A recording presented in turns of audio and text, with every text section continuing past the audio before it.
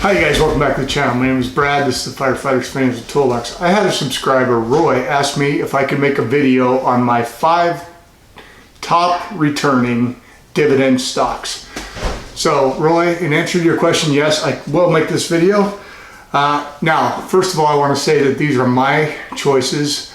This is by no means telling you these are stocks that you should pick for your portfolio. You should do individual analysis of each company and pick them based on what you need for your portfolio. These are mine.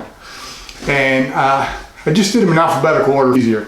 The first one is Abbvie. Abbvie is a pharmaceutical company that is known for Humira. Abbvie is a dividend aristocrat. Although the company Abbvie has only been around since 2013, they actually merged out of Abbott Laboratories. They've been paying an increasing dividend for 47 years. Now you guys, personally, I have 20 shares, and on that 20 shares, I've had an appreciation of $284.62. My original cost basis of my shares was $71.86. Those are now up to around a little over $86 a share currently. Abbvie has a current annual dividend of $4.72. And because of the decrease in the stock price as of recent, it's up to a 5.48% dividend yield, which is outstanding. Second company we're going to talk about is Clorox.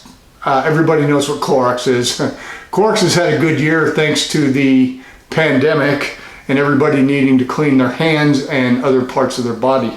Clorox is also a dividend aristocrat. They've been increasing their dividend for over 42 years.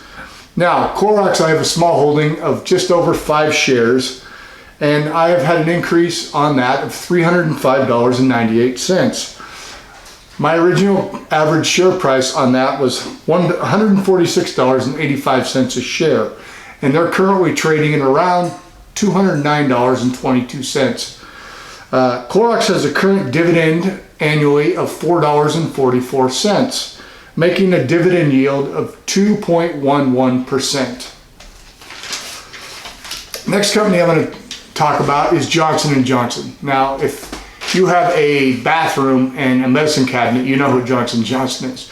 They are one of the biggest healthcare providers of over-the-counter health and beauty aids out there.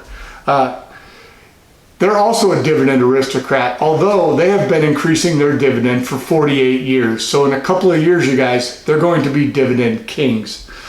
I owned about 20.5 shares of Johnson & Johnson, and the appreciation for me on that was $292.49. I have an average share price of $128.60 or a cost basis on my shares. And they're currently trading for about $146.25. The current dividend yield annually is $4, and that gives them a dividend yield currently of 2.76%.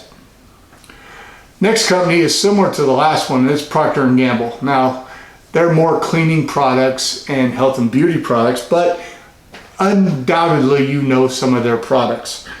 They are also a dividend aristocrat, and just like Johnson & Johnson, have been increasing their dividend for 48 years. So in just a couple of years, they too will be dividend kings. I own about 15.5 shares of Procter & Gamble, and that has increased in value $431.34 for me.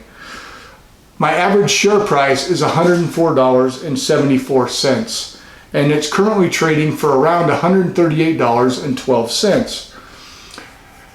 Their annual dividend is $3.16, making a current dividend yield of about 2.27%.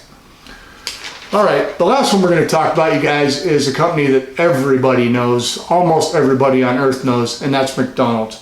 Now, personally, I don't eat at McDonald's, but they do have the best French fries. They too are dividend aristocrats, with 31 years of increasing their dividend.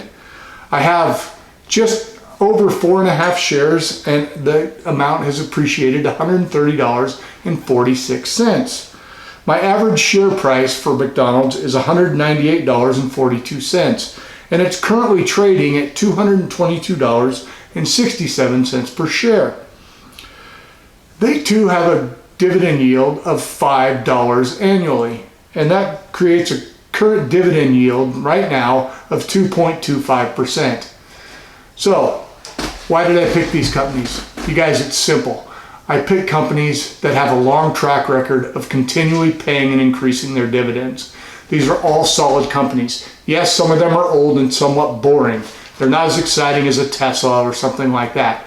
But these are companies that have realized that paying their dividend to their shareholders is very important for shareholders keeping their shares.